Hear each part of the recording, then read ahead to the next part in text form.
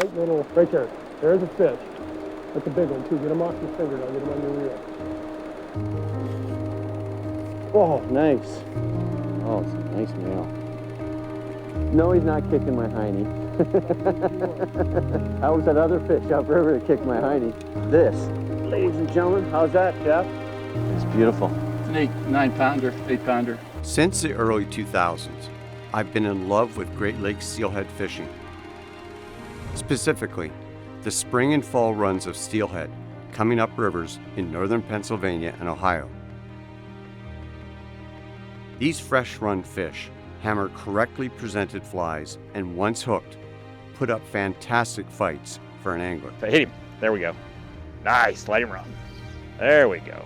You got a perfect spot to fight him. Lots of room. They jump, they rip line off your reel, and they test the limits of your terminal tackle. Anglers may debate whether these strong fighting fish are truly steelhead or just lake-run rainbow trout, but frankly, I don't care.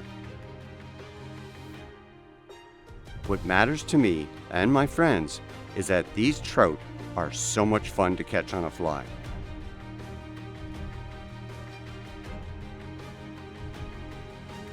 On this adventure, I'm joined by my good friend Tim Flagler and his son Drew. This is Drew's first time fishing for Great Lakes steelhead, and he is in for a pleasant surprise. In this special show, we're going to take a deep dive examination of the famed Great Lakes steelhead runs of Ohio and Pennsylvania. From fly selection to presentation options, we will cover it all, including the use of two-handed fly rods.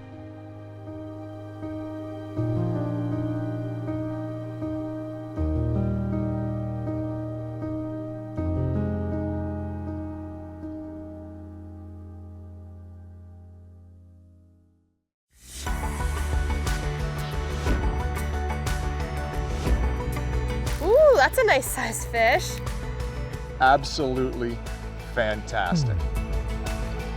Nice. Oh my goodness, that's the kind of fish that makes stickers out of. The new fly fisher is supported by Quebec Outfitters, Nunavik Tourism, Scientific Anglers, Trout Unlimited, WeatherTech Canada,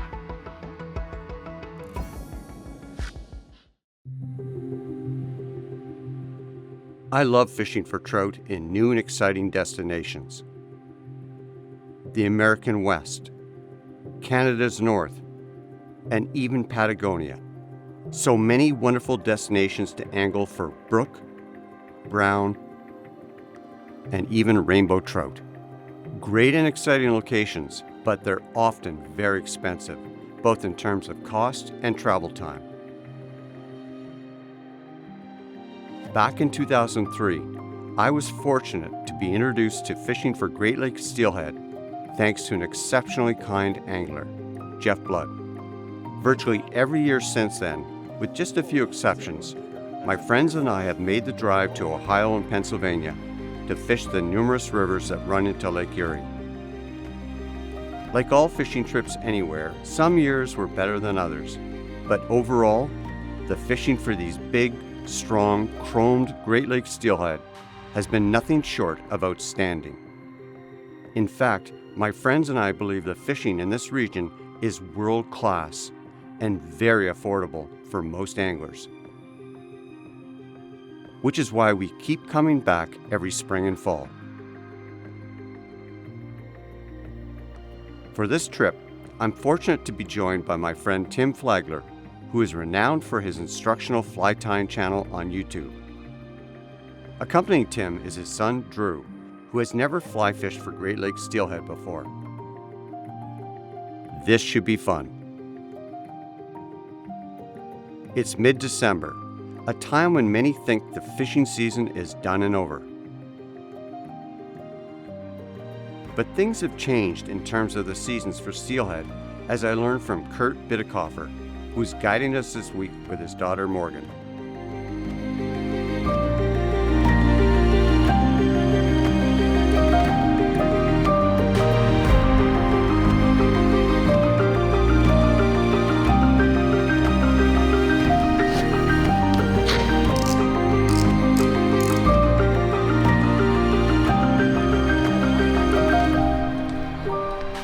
It's our first day. It's overcast and cool, but definitely not cold for a mid-December day. Our first fishing destination was literally less than a minute away from our accommodations here in Conneaut. After setting up our rods, we all headed down to the Conneaut River to see if there's any fresh steelhead in.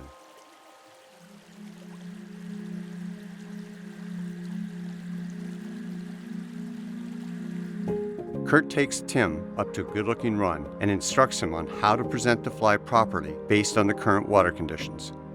All these streams are all slate bottom streams, so we're looking for the little cuts. So anywhere you see the dark, and just kind of fish all the dark spots, clean over to right behind that rock. Hit him, there we go. Nice, let him run. There we go. So you have these fish named, Kurt? Is that the... This is Jim. Real, he's coming in the hole. Big thing is just keep that bed. Yep. Yeah. Real. All right, there we go. Nice, good work. Oh, well, right there. Nothing you did wrong. Yep.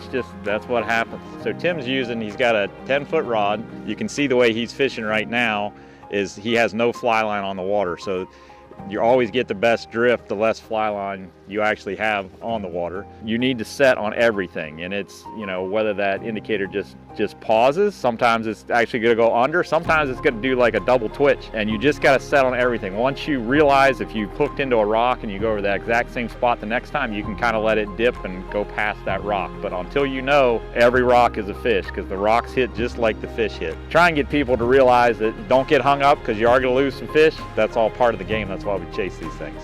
Oh, that's a nice fish. Wow, that's a nice one there, bud. That's a real good one. Yeah, that one's 8+, 8 or 9. Nice. Nice fresh fish. Nice fresh Yeah, hen. right. Looks like. Beautiful fish.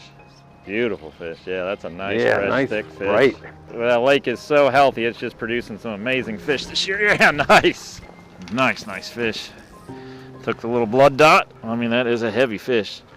Come here, old girl. That fish has been eating good. That fish is beautiful. I mean, absolutely gorgeous. Thank you, sweetheart. Very nice. Nice. That's what we're looking for. That was fun. We didn't have to travel far this morning. No. That's, that was a good call.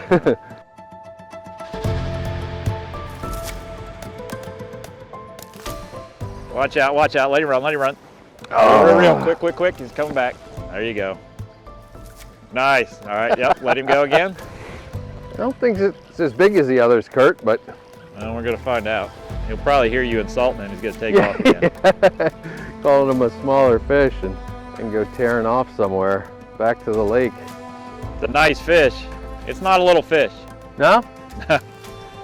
It's another nice fresh one.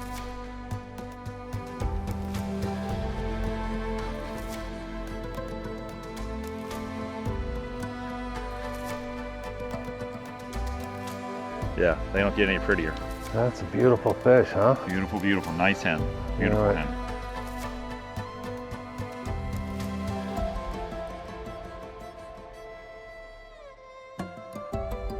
You ready to let her go? All right. Nice. While Tim was busy hooking into one steelhead after another, I fished just below him and was also busy catching fish, one sucker after another. Seems this morning I am the master angler of sucker catching.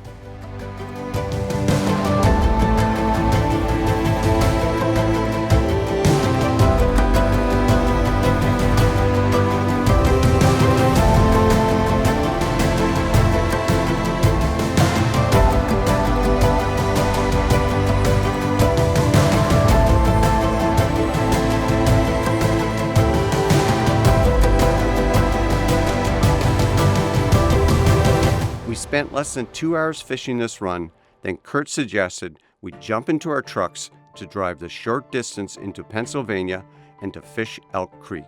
Elk Creek is one of many rivers in northern Pennsylvania that have good runs of steelhead. There's lots of public water, and today we're fishing one of the more difficult parts of the river to reach. There's a well-beaten path down to the river, but it can be slippery, especially after rain or snowfall, so caution is recommended when traveling down this particular public access. But this is probably one of the prettiest sections of the river with its steep cliffs and wooded hills.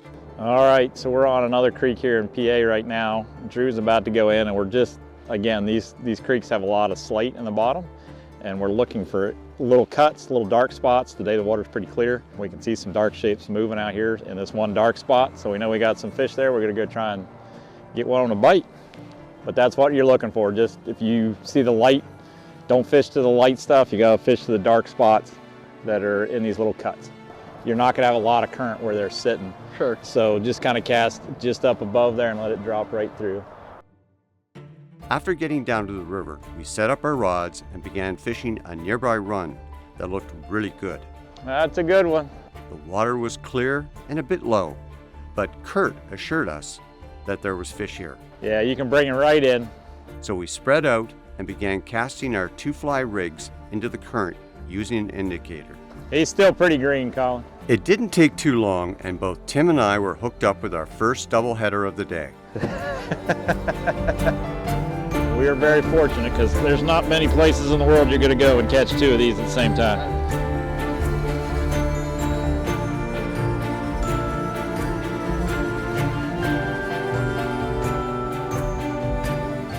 After releasing our fish, Kurt joined Drew and gave him instruction how to properly fish this water with an indicator setup. We're actually going to try and land the flies and kind of almost straight out from the indicator, so that when I throw them in, then the flies are actually, in this case, so usually they're going to trail the indicator coming down. In this case, it's kind of shallow. I can see them. I want to throw the flies directly in front of the indicator and actually throw them in so that the indicator's almost behind the flies to start with, and to get them down. And we won't lead those fish quite so much as what you usually would. Maybe land about 4 feet in front of them. Thanks to his expert instruction, it didn't take long for Drew to tie into his first steelhead. Hit him. There we go. There we go. There, reel, reel, reel, reel. All right, let him go. There we go. Nice work. All right, walk up this way a little bit. You just don't want him to wrap us on that rock. Besides that, we're in pretty good shape. Nice work, Drew. Yep, there you go. You're good. Oh, nice jump.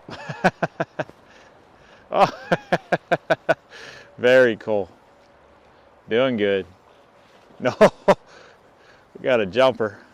Just kind of put that rod butt right in your forearm. There you go. Yep. Take a little stress off your arm. There you go. Yep, just keep nice heavy side pressure on it. Don't let it get too comfortable wherever it's sitting. Nice. Let's just go ahead and back on in.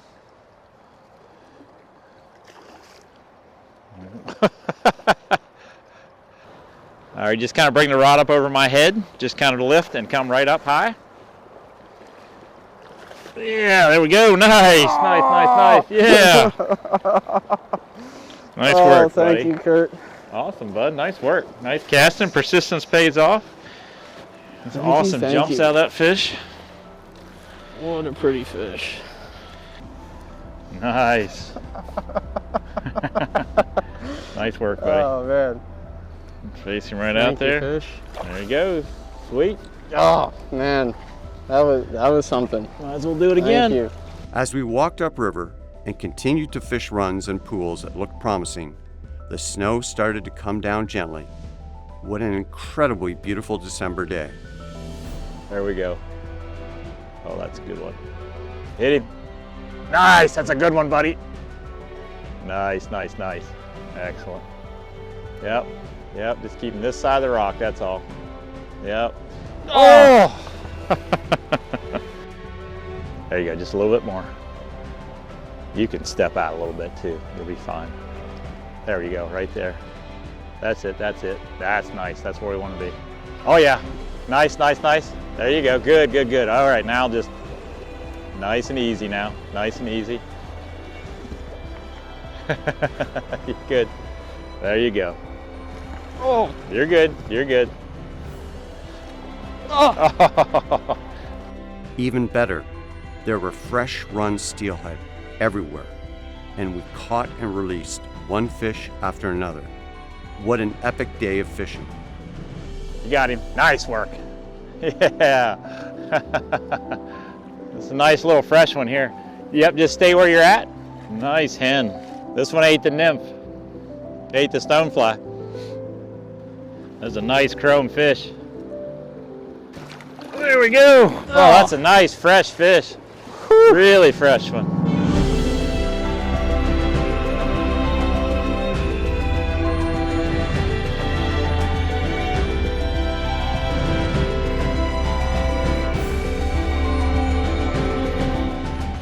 It's now later in the day, and we've reached a truly beautiful stretch of river with high hills all around us.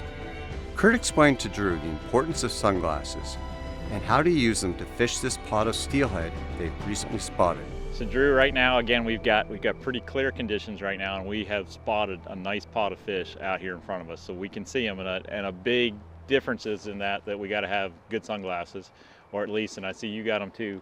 We both have amber glasses on today, which we got overcast skies, so amber is my favorite for that, or something that's not real dark when you're in dark conditions, but it is super important because we can see the dark shapes out here, and without sunglasses, you're not going to see them. So we would have maybe just walked right past this spot. We're trying to, as we're casting up, again, you're doing a good job of that. We're letting that fly. We're letting it get down, and we're staying in contact with it. And sometimes we can actually see that fish either move to it. Sometimes you can actually, if it's clear enough, you'll see the white of its mouth when it actually goes to suck that thing in. So they will eat, but we need to get that nice tight presentation to them where it's just coming as natural as possible and just straight in through them. Wonderful. Perfect. All right. Now all you gotta do is go do it.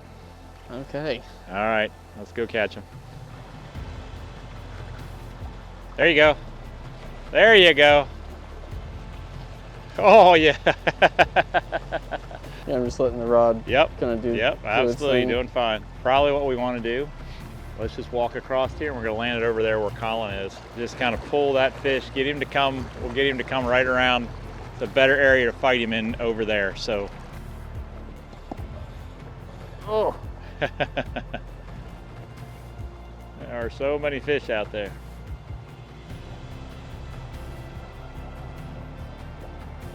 Good heavy side pressure, Drew.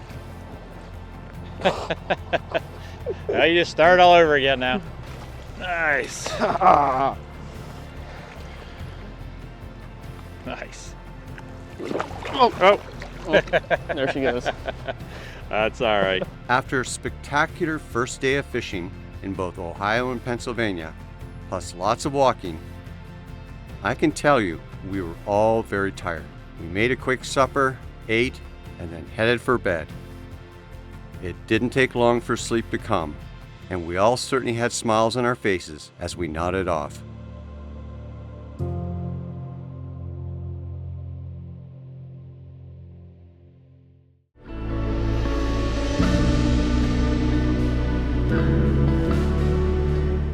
The second day of our trip, it was sunny but very cold and windy. Kurt recommended we not rush out to go fishing, but instead take our time and relax. Tim used his time after breakfast to tie a fly he had spotted in Kurt's fly box the day before. If you want to tie this deadly fly, known as Kurt's Creek Minnow, go to the description box attached to this video for the link. Conneaut is basically located in the center of this region, commonly referred to as Steelhead Alley. Steelhead Alley also includes parts of Lake Ontario, but for our discussion, we're focused on the rivers flowing into Lake Erie. As this map indicates, there are lots of accessible waters to fish for anglers in both Pennsylvania and Ohio. While Tim tied some flies, I chatted with Kurt about steelhead fishing in this region and what anglers who visit can expect. So sometimes people ask me what they should expect fish-wise when they get here, and trying to remind people that we're just like any other fishery anywhere else in the world. We are very dependent on weather. I try and recommend that people come for at least 2 days. 4 or 5 days is even better. Reason being is if we get too much rain or too little rain, it really affects our fishery. So being here for a couple of days gives you the best shot at the best water conditions, which usually means you're going to have the best fishing. So some days you might hook 20, 25, 30, even 40 fish on an incredible day, and some days we may struggle to have 4 or 5 fish when we're in, really tough conditions. So just always tell people, if you can schedule a couple more days, do that. It'll be worth it in the long run. Based on the current conditions, Kurt decided we should go upriver on the Conneaut to fish some private waters that are sheltered from the wind. He and Morgan jumped in their pickup truck while Tim, Drew, and I followed in my Suburban. After arriving, we set up for lunch on some picnic tables and enjoyed some great homemade chili in the sun. It's so wonderful to be outside at this time of the year.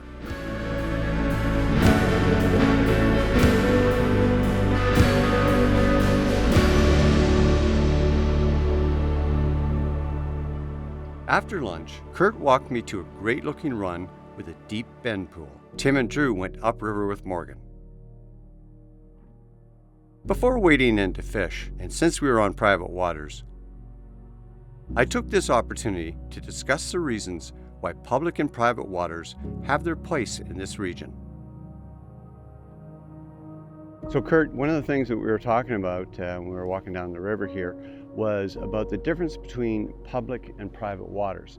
Like, these are private waters, private lands, not the water's not owned, but the land's owned, so people don't have access to it from the public. But there's a need for both, public and private, and you had some really good points. First of all, it's real important just to even understand when you're in a different state, different country, you need to know the rules and regulations with that state or country. In Pennsylvania and Ohio, the rules are that the landowner owns the ground underneath the water, just like you said. So in Ohio, for example, you can float it with a boat, but you can't touch bottom. So you can't anchor up. You can't get out of the boat. You cannot get out of the boat. So you have to think about, if you're that boat person and you're going to be going through private water, that you just need to be aware of the situation and where you're at, and don't be getting out anywhere that you don't have permission to be. And certainly if you see posted signs, just row through and don't be getting out of the boat or anchoring up. We're fortunate there is quite a bit of public access, certainly in Pennsylvania and Ohio. The metro parks in Ohio have done a great job. And the public properties tend to be in the lower stretches of the river, which in general will have more fish. And obviously there's more people because there's more access. But in my business, I get a lot of clients who are older. Some of them have mobility issues. We do a lot of work with veterans. I need a place where I can take them, where I can get them there, and I don't have to worry about racing people to the spot. And like I said, some people travel and they may have a compressed amount of time to even go fish an area. So they may not have time to run around and try and find a spot where there's not as many people. So this gives us the ability to maybe start later. On a day like today, we had a really cold morning and we know the fish are probably not going to be active. We didn't have to race to just go get a spot. We could wait till we knew the water temperatures were coming up and the fish are going to be more active to get there. It works great for the right clientele, but I do think there's still lots of public water. There's lots of places for people to fish. And an example where our lodge is, you can walk right out the back of my lodge.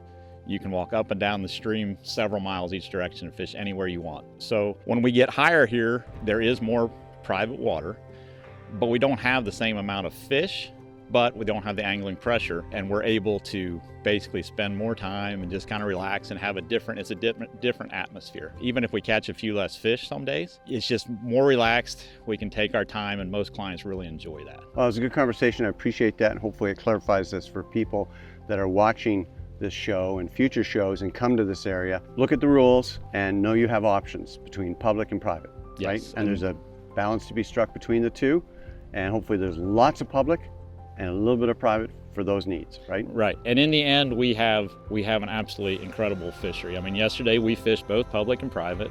We fished 3 different streams. We caught fish on every stream. Big fish, lots of fish. And world-class fishery. World-class fishery. And not having to go to Alaska. Yes, and like I said, I guide it. I take clients to Alaska. There's a lot of days we don't do as well as we do here, and we have a much longer season. So we are very blessed.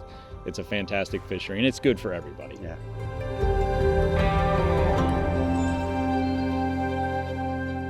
Well, I got the white with the pink in the middle. Yeah. So I'm not So, yeah. clear. I can see the Yep. cut. Yep. So there's a cut right where that dark line is. Yeah. The whole way through, that's where they'll be sitting. Oh, yeah. And the water really looks dead on. There was a bunch here the other day. Okay, so we got a really nice cut here. This is classic with the tree. And you've got a shelf over there and a deep dark hole where the steelhead will stack up, right? Yep. I've got a white death or zonker with an egg pattern. And it's about two to 3 feet between. And then split shot 18 inches above. I got a couple small ones going up to my indicator. So the whole rig's about 12 feet right now, but I might shorten it if I'm getting snagged up. Does that sound good to you? That sounds perfect. Let's give it a shot. Okay. Yep, we'll try there, and then we'll go out maybe another 3 or 4 feet. Keep the line off the water. This is where a long Yes. rod's real handy. Absolutely, a big difference to that 10-foot rod. Watch the tree. That tree? Oh, it came No, it down. worked. All right. Better to be lucky than good sometimes. Drop it down, drop right it through down. there. Yep, That that's might have perfect. What you just did, Colin, and that's what I talk to my clients about all the time. Is you start with the rod high and then lower the rod as you go, so that indicator goes on a straight line and doesn't curve at the end. That might have been a fish there. Kind of like there? Yeah, there, and even to about 4 foot over. You got him. There and there. That stopped. That was a nice hit. Oh, he's out. Oh no, we lost. Another fish. That's 2 fish I've lost. And they're good hits too, solid. Oh yeah, they sucked it in And good. I can check my hook. And you know, we're gonna lose a lot of fish. I mean, I tell clients, a fantastic day is when you land 50% of what you hook. Yeah. And there's many days you're not even gonna do that. So don't get discouraged. You just keep going. Get the next one. Enjoy the fun of at least hooking them.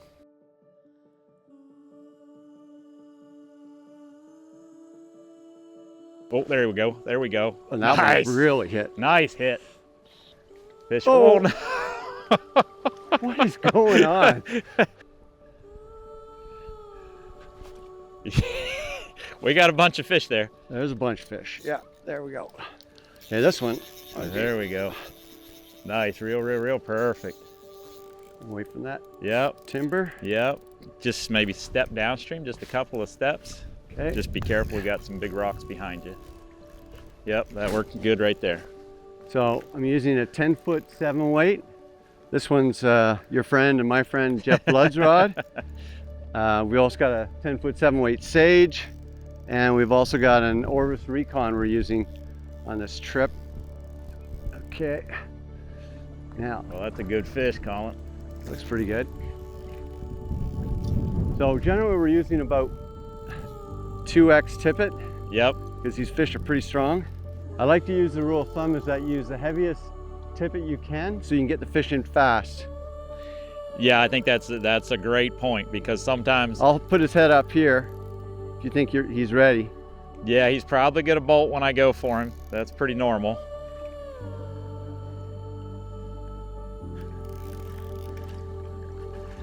We're gonna see if we can get him. There, he just saw you now. Yep. I'm holding him though. There, we got him. We got him. Good job. Nice. Is it a good sized fish? This is a trophy fish for here. This is a 30-inch male. Look at that. You can say he's been here for a while. You can see the color, but the size of his head is just enormous. Look at the cape. And he was upstream spawning. You can see he's got marks on him. Yeah. These fish in this particular river will run, up to 40 miles until they find the area they want to go lay their eggs. Gorgeous. And this is a PA fish here. This is a Pennsylvania stocked fish. This particular river we get 2 different strains, but this is a fall run fish, and he's been actively spawning already.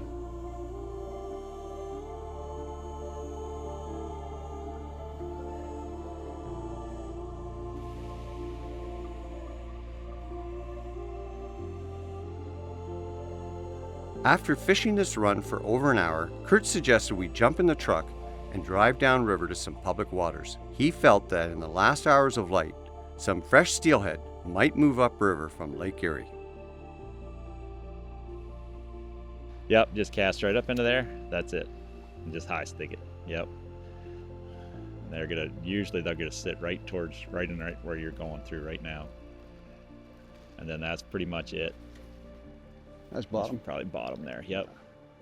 So try them this time, get it a little closer to us.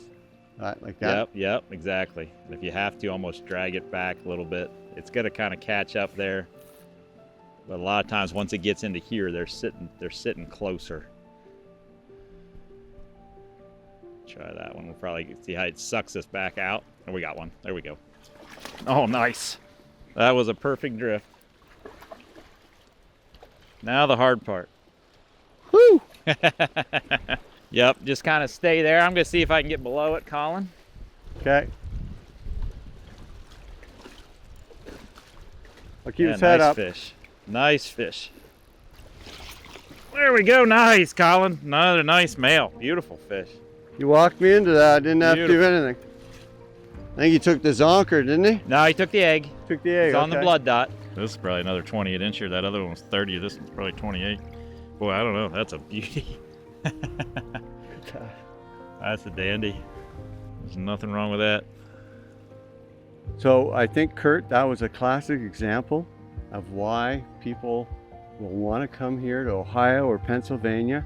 And we're here like mid-December, and most people have packed up their fishing gear and maybe they're hunting or whatever, but they're thinking now bonefish, and yet look at the fish we've been getting the last few days. Tim and Drew and I, this is fantastic. This is what people like. This is, look at the weather even. Yeah. It's not that bad. And you can have snow here, Yep. but even then it's not that cold and it's still great fishing right Yep. into December and even beyond, right? It just been, we've talked about it, in general, we've had some warmer weather, just general in our winters. And so if we have it, January and February can stay really good too. It just, it could lock up, or we could, we'll have some openings where the fishing can still be fantastic. It is. Oh, there we go. Oh.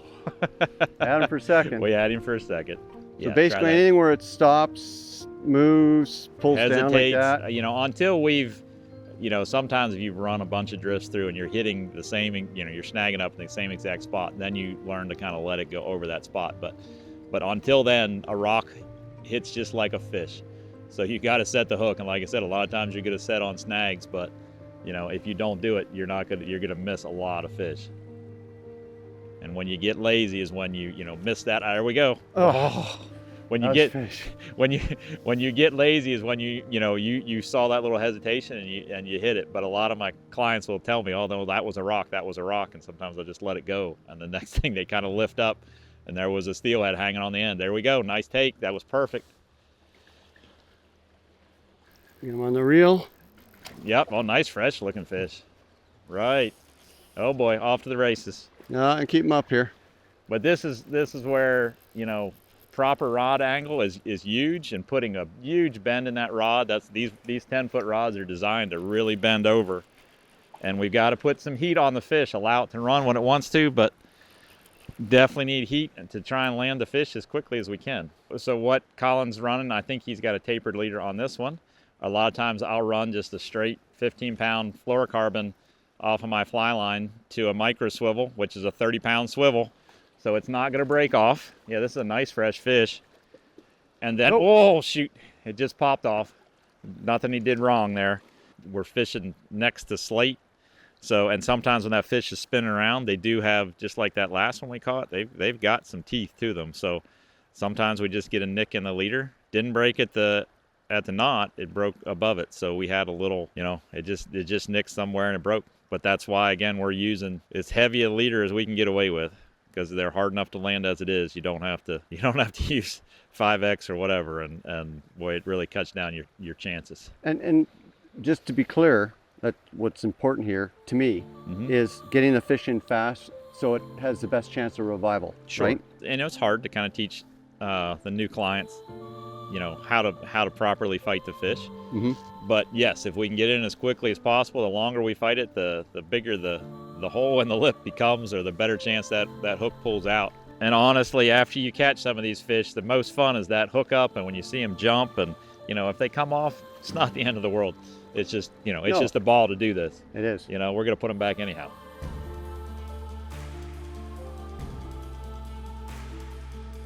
While Kurt and I fished downriver, Morgan continued guiding Tim and Drew, who were having a great time. It seemed every run and every pool held steelhead.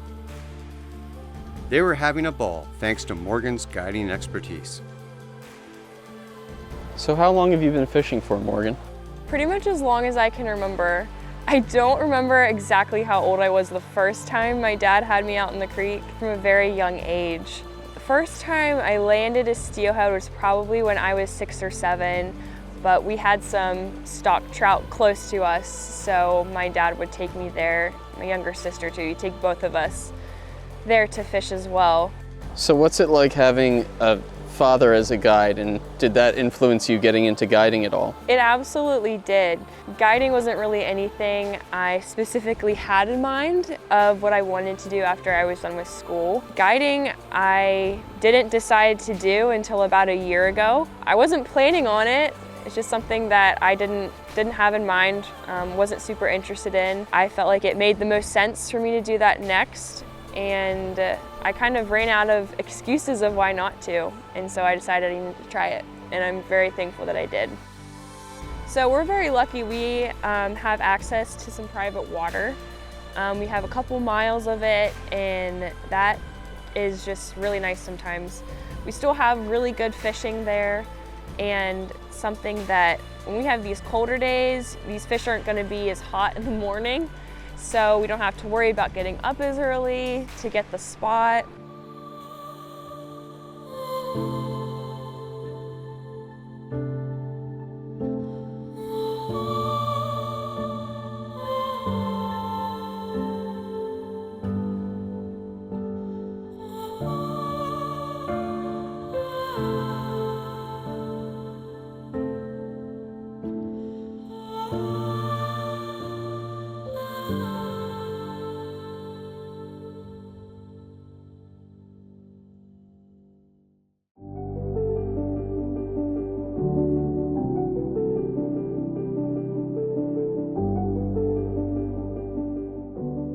So Kurt, really love the place we're staying at right now in Conneaut, and I've had my friends come here already, and they stayed at your place in Pennsylvania. You know, I think the biggest thing for me that I love about your accommodations, it's so different than a motel or a hotel. Your places are perfect because they're home, right?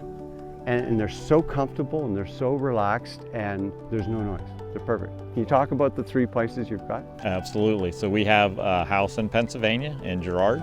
That's right in the middle of where all the streams are there. It's a 5-bedroom, 2-bath house, very comfortable, great place to get away, great place when you want to fish all the PA streams or go to the lake in the summertime. It's perfect for that. Then in Conneaut, Ohio, we've got a lodge and what we call our cottage in Conneaut. They are side by side right across the street. The lodge has 4 bedrooms and 2 baths, and the cottage has 3 bedrooms and 2 baths. You know, you can rent either one, or you can, if you have a large group, you could actually rent both of those together. We do all sizes of groups that we have come through for steelhead fishing, for walleye fishing, for everything. And we just try and keep it nice and comfortable. Great place to come back to, you know, get a warm meal, relax, watch some TV, watch a football game, go to bed, get ready to be out there the next day. And that's number 1 to me. Yes. Good night's sleep after a long day on the water. Very important, yes. Kurt and I drove to Elk Creek to check out the fishing. We met up with famed guide and author Josh Miller, who was busy with some clients from New Jersey. The water was low and clear here, and they were having a great time fishing to a riffle that was full of fresh steelhead.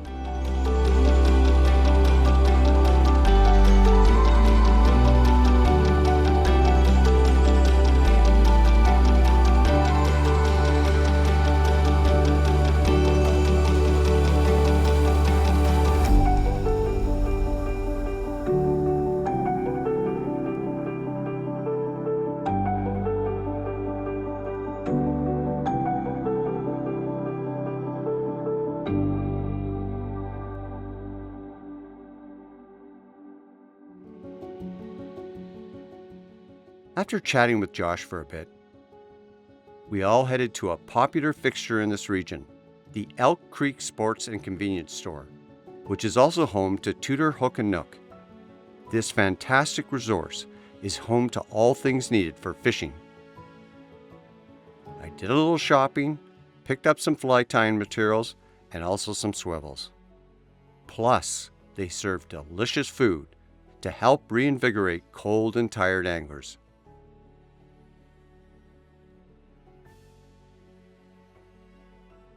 After lunch, Kurt took me upstream on Elk Creek to fish a pool that surprisingly had no anglers on it, yet was full of fish. However, slow and deep water like this requires some technical skills for a proper and successful presentation. Kurt was there to help me do it right. Kurt, you brought me to a new spot. It's real pretty. We've got about another hour and a half of light, and this is very different water. We've been on a lot of moving water. This one's moving, but it's very slow, deep, and obviously, you know, you've been adjusting the rig here, adjusting the tippet, you've been adjusting the weight. That's really critical, isn't it, when you go fishing here? Very critical, and so today we have low, clear water, and we got a bunch of fish in front of us, but they're going to be very spooky. Yeah. So we downsized the indicator. We got a white indicator on to try and kind of look like the bubbles. We've dropped to one small split shot, yes. And you know, in this case we got a real small. We got a bead and a nymph on, or you could use like a size 16 screamer blood dot. But yeah, we're definitely downsizing. Whereas yesterday we were using the zonkers and the bigger eggs because we were fishing bigger water and had more color. But the rule of thumb is, if we can, the heaviest tippet you can to get those fish in as quick as you can. It's difficult to land these fish. They're big fish. So the fish in front of us, there's multiple 10-pound fish in front of us right now. So yes, we're going to try and get away with the bigger, and we can always downsize. We can always drop it down, but it's much easier to land them on a little heavier tippet. It's better for the fish. We get them in quicker and get them released. That made them take off. You just made him mad. That's perfect though, that because you're changing rod angles. Changing rod angles is very important, because if you don't keep the pressure on them, they will not get tired. So it's a fine line between keeping good heavy pressure, but letting them go when they're going to take off. And I know you told me this in the truck, but another reason why you gotta have quality equipment, leaders, tippets, and I say it again and again in the shows, especially with fish that are this strong, because you'll have a lousy day of break-offs, especially you have to go down in tippet size like we've had to because of this clear, slow water to be successful. Yep. And again, that's where that big rod that's got enough backbone but has a lot of bend in the top end is real important. So where do you want to bring him? Down here? We're just going to land him right down here. Okay. I think I can get him. It's almost still a little green, but... Oh yeah. Sometimes you'll have two guys in one spot using the exact same thing, and one guy's catching all the fish. It's totally because he's got a better presentation. Yeah. But yeah, that was a great take there. So it comes up a bit there. Yep, we're right on the edge of that ledge, and at least there we've got a little bit of current, which gives us a little better float speed. Definitely a little better position there. We can get that stroke. Oh, there he is. Nice. Oh! Clearly a take. That was awesome. That was cool. We got the cool jump.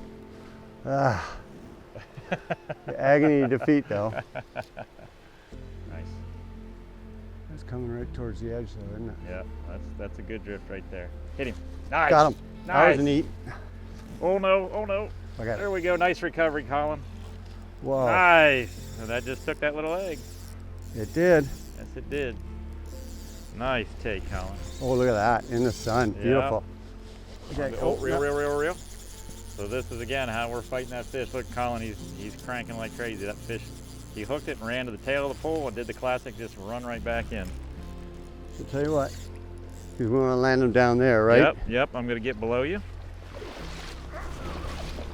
You did a great job walking me into that fish, Kurt. Nice. How could anybody not like this? This is what we said. Again, this is Alaska fishing. A drive-to destination, and you know, I don't know really, even to see this many big steelhead in a pool. I mean, just amazing. Colin's got the fish is fighting the current, and he's fighting Colin's rod, and he's getting what we call down and dirty. He's really using that butt end of the rod to put pressure on that fish. If we're just staying straight up and down all the time, see how when that fish is surging like that, he's making that fish work. And that's really important, because if we just stay straight up and down all the time, it doesn't put nearly as much strain on the fish, and the fight's going to take way longer. So this is a little bit more advanced what he's doing, but when that fish, you change the direction of your rod, according to which way the fish is swimming. Yep, we're doing good. It's coming back, it's coming back. I just want to make sure he stays away from that shelf. Yep. He's starting to come back. That's another thing Colin did, is he changed angles when he thought that fish was going to run into that shelf, because sometimes they'll try and cut that line off on this slate. Wow, power. Powerful fish. So we got him back down in front of us. Yep, coming down, coming down. Well, he's fighting like a big fish. Yeah. Colin's a little more advanced. He's using some palm pressure on the reel. When you're new at this, you just let the drag do its thing. But as you get more comfortable fighting fish, you'll definitely be able to compress the fight a lot more, which is good. Get that fish in and we'll get him released as quick as we can. But it's not, they fight hard and they fight for a while. There we go. All right. Nice fish. He's not even that big a fish, but boy, No, what a boy, fight. do they fight. Look at the purple in this fish. Oh wow, we gotta get a picture of this in the sunlight. This fish Unbelievable. just has incredible colors.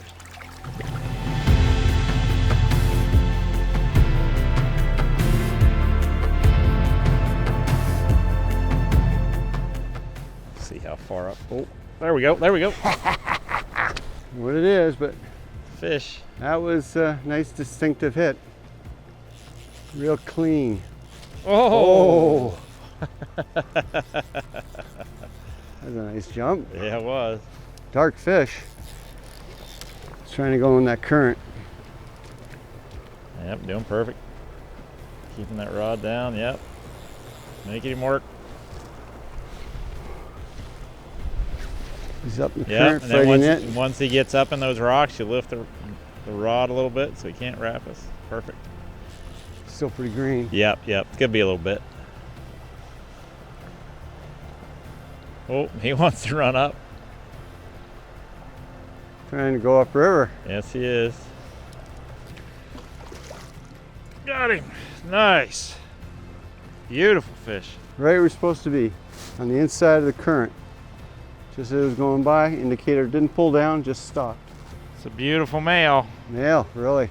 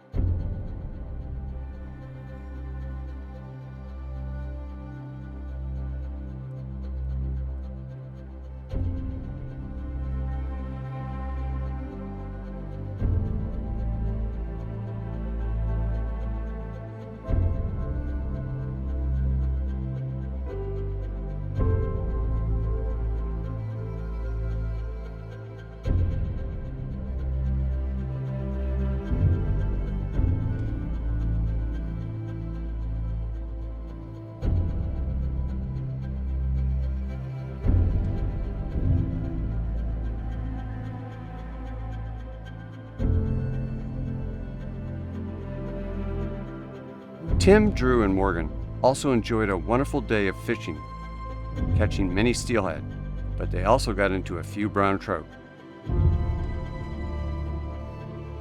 We are on Elk Creek today. We're close to the mouth of Elk, so this is a really good spot to go to. A lot of anglers come here, so it's a pretty popular spot, but a lot of fish like to hang out here. So today I have a bead, and then I have a little nymph below it. I have a size 16 bead here. Something to make sure when you're fishing is you want this bead to be an inch and above your hook below it. Right now I have on a size 12 hook. This bead will move. Sometimes you snag bottom, you want to check it, or especially if you have a fish, it's going to move too. So that's just something you want to make sure is there. Otherwise, that fish comes to hit it and it's not where it needs to be, fish isn't going to be on your hook. And then below it, I've got this little nymph here, right there. Today is low clear water, so it's a little bit smaller setup than what I'm typically going to be having for steelhead.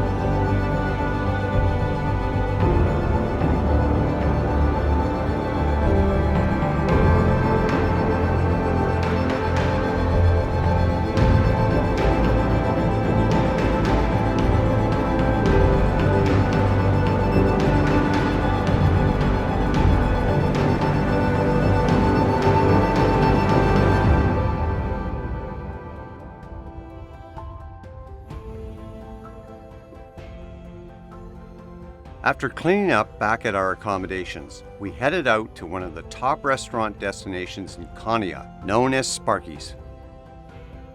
Famed for great food, beverages, and atmosphere. This waterfront restaurant was the perfect place to unwind, tell stories of giant fish caught and lost, and of course, enjoy some great laughs together.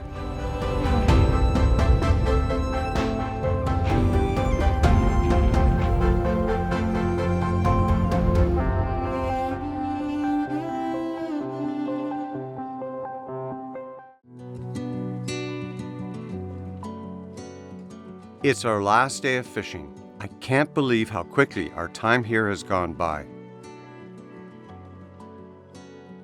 Kurt recommended we head to the Grand River in Ohio, as conditions were perfect for a fresh run of steelhead. Of importance to Tim, these waters are ideal for casting a two-handed rod and swinging flies. This last day was equally important to me, as I finally had a chance to be guided by Morgan Bidekoffer. Finally, I got a chance to fish with you. Been with your dad last few days, and wonderful fishing. But we're in new waters. We're on the Grand River here in Ohio. Yes. I'm going to really look to you for advice on where we're going to be going and where you think the fish are going to be and why. So they're probably going to be in this lower section we've got. They're going to be in the little choppier stuff, most likely. They might be sitting without, so we'll make sure we're working each pockets of the water. We'll start in closer, go to the center, and work out farther. It's something really important not to just start far out. We want to start in closer, see if there's any fish there, and continue working through it. But majority of them, I think, are going to be in the bottom of this. And I guess the key for me, besides not falling in the river and going downstream like a bobber, is to not put it in the trees, right? Yes, we have lots of trees around us right now, so that's something else. Before you start fishing, it's always good to, number one, look at your water, but to also look to see what's behind you, what branches you have behind you, what might be above you. So why don't we step in and we'll get going here. Sounds good. Okay.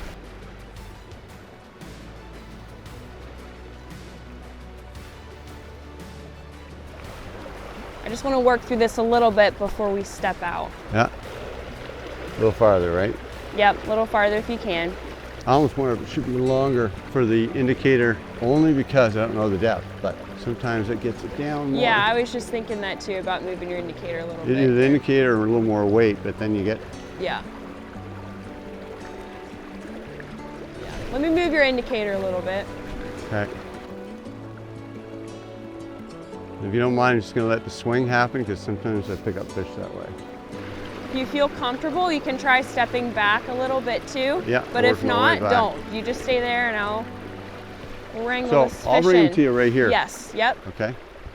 We'll try and get him in the slower stuff here. He's going to want to stay in that current, so yep, you're doing everything right. It's hard side pressure on that fish to get his head to turn out of the current towards me. He's probably going to go once you get him out of that. Well, I'm going to bet. Whoa, this is a good sized fish. Man, is he using that current? He is using that current. Woo!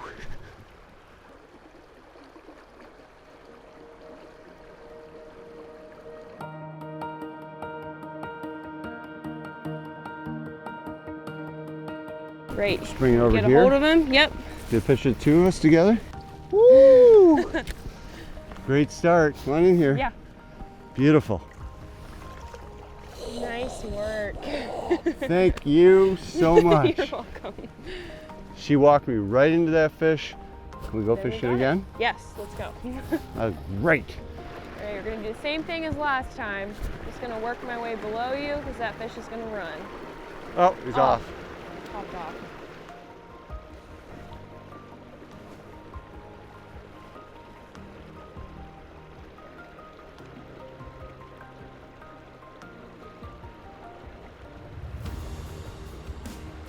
Just head up. Little guy. Head up. Got it. All right. Some action for us. So something else that's really important for us to be doing, we're out in the water, we're fishing, is look for any trash that's laying around. If you see anything, pick it up. It's great to bring a bag with you if you can. I usually keep one in my backpack and just try and pick things up as I'm walking or see things. For me, I'm a guide. I'm out in this water almost every day. It's really important to be picking up after other people sometimes, or the water also washes up a lot of trash too from other places. After working this riffle over well, Morgan suggested we head downriver to where her dad was guiding Tim and Drew. It was a treat to watch Tim cast and swing flies.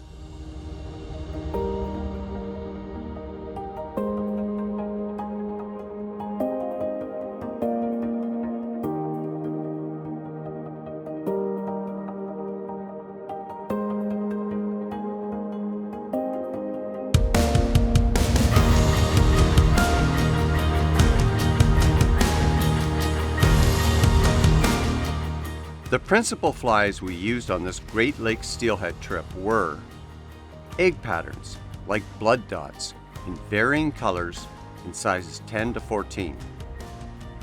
Streamer patterns that worked well included the White Death in sizes 8 or 10, Kurt's Creek Minnow, size 6 to 8,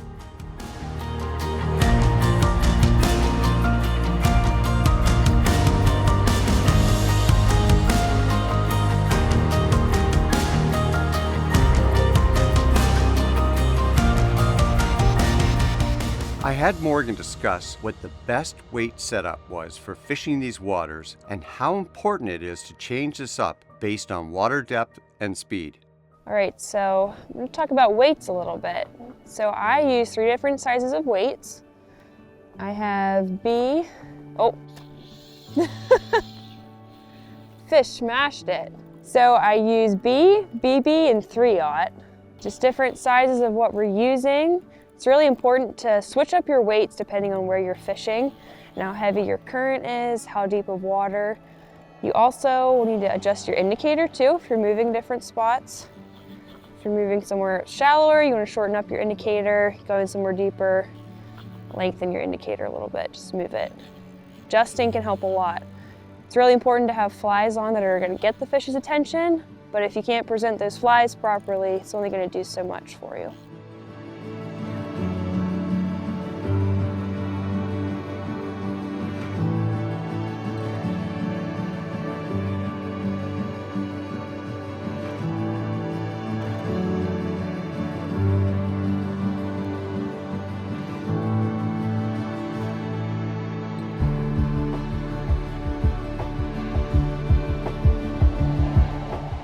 We had such a fantastic trip. It seemed only proper that Kurt and Morgan fish with us for the remainder of the day.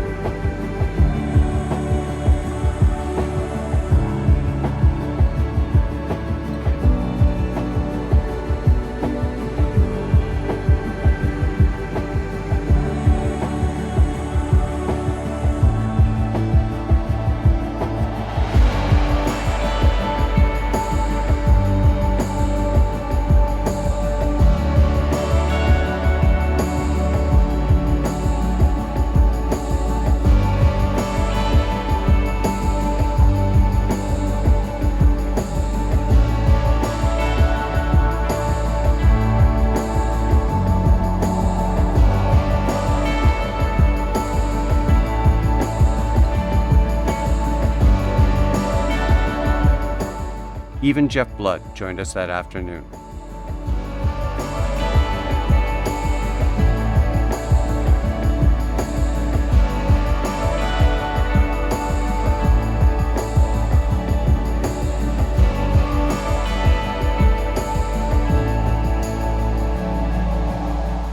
Tim, Drew, and I had a spectacular time fishing with Kurt and Morgan Bidekoffer, and certainly learned a great deal. Whether you need a guide, comfortable accommodations, or both, we strongly recommend you contact Kurt's Charters for your next Great Lakes steelhead fishing trip to Ohio or Pennsylvania. Of course, you can learn more in our information-packed website. Thanks for watching, and we hope to see you on the water.